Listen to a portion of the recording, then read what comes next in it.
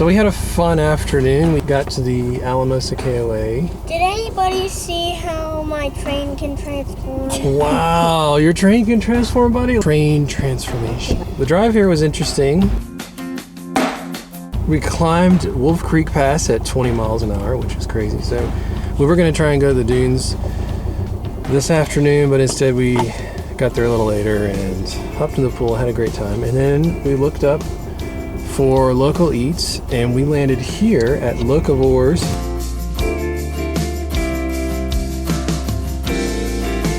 Locavores in Alamosa, Colorado. And so we're kind of like the foodie types. And the sign is actually a garden marker. The sign is actually a garden marker. Yeah, it's pretty cool. And what drew us here was some really good reviews. Like back home for us, there are some farm-to-table restaurants, but they're kind of high priced, not something that we would go to even once a year. I think maybe we've been to, but here if we had a restaurant like this at home, we would probably spend too much time here.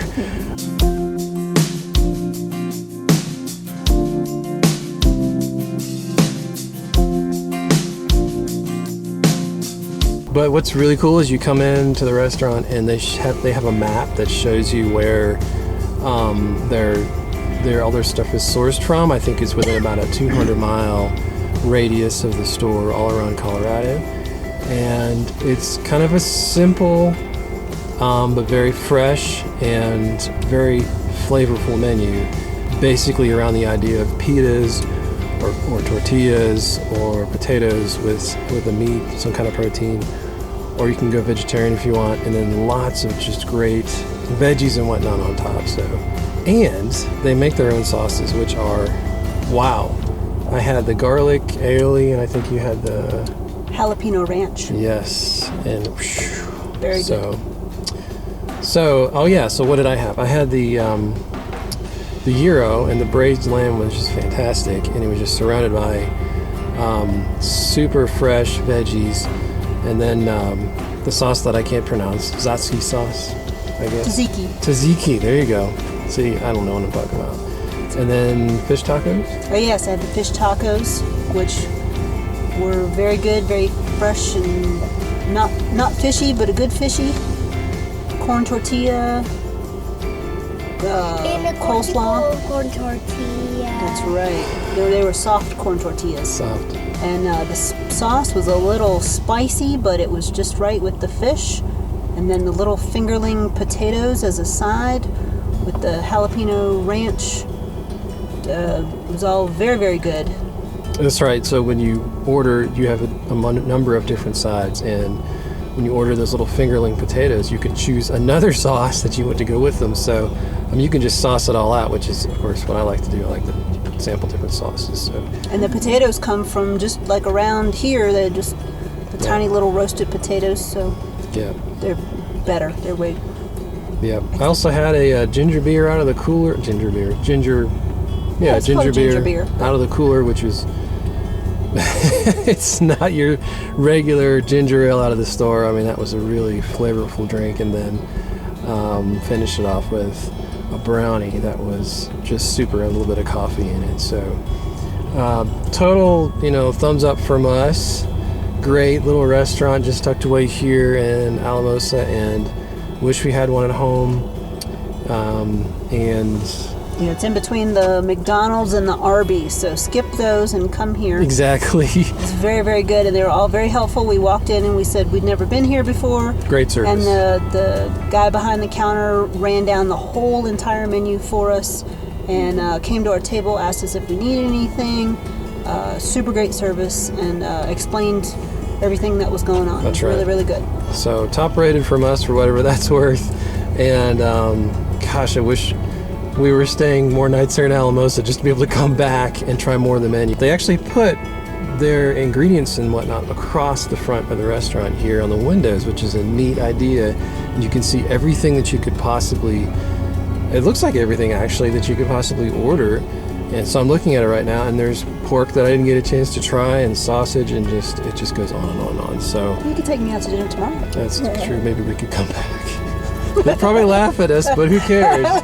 You know, it's a great restaurant. So, neat spot. Come on by. And one last thing I'll say is what I really like is how this concept can bring more affordable, locally sourced food to people instead of the other model that we've seen, which is great for if you want the experience of, you know, high rolling restaurants. But this is really neat to see that they're making an effort to bring affordable, locally sourced, great food to people. So.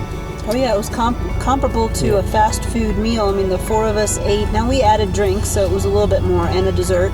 But it was $40 for four people, which, you know, you can drop that at a McDonald's. You can. Or wherever. Or pretty close to it. And come out feeling gross. Gross, yeah. So we feel fantastic, and now we're going to go home and get some rest for Great Sand Dunes tomorrow. Woo! Yay. Rock and roll. So, did you know my train can transform? I'll show you how, if you didn't know. So,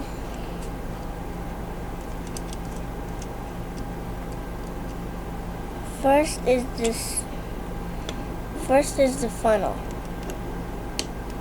You switch it around to the other peg, or as I call it, the stick.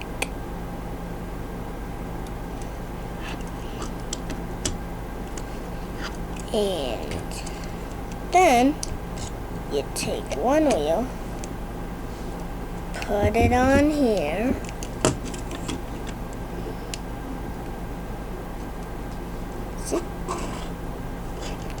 and then you take the other wheel, put it here, take another wheel, put it there, and then this wheel, I have to do something first.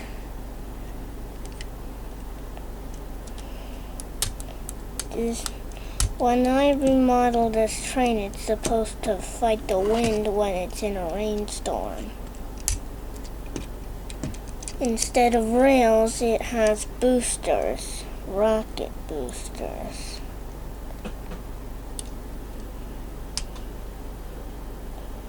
Side diagonal boosters.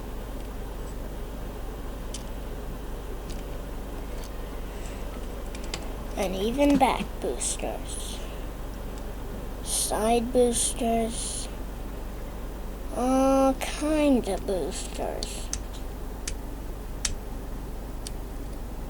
But these front two boosters are my favorite.